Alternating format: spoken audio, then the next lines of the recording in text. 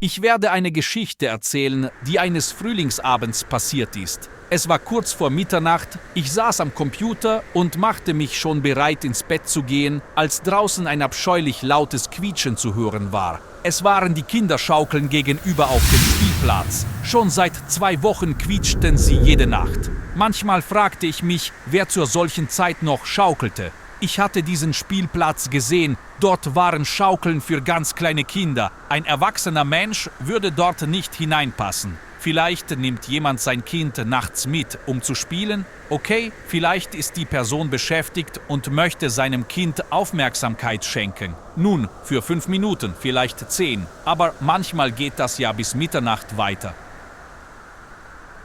Plötzlich hörte ich, wie im Stockwerk über mir das Fenster knallte und die raue Stimme von dem ehemaligen Spetsnaz-Soldaten David in nicht gerade schmeichelhaften Ausdrücken einen unbekannten Papa fragte, was in aller Welt sein Kind um diese Zeit auf der Schaukel zu suchen habe und wo er diese nächtlichen Ausflüge gesehen habe. Das Quietschen hörte auf, aber nach ein paar Minuten begann es wieder und wurde auf eine äußerst widerliche und aufdringliche Weise.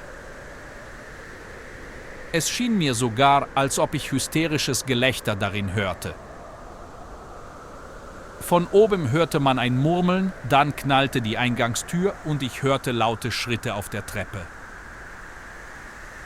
Offensichtlich gefiel David dieses Verhalten nicht.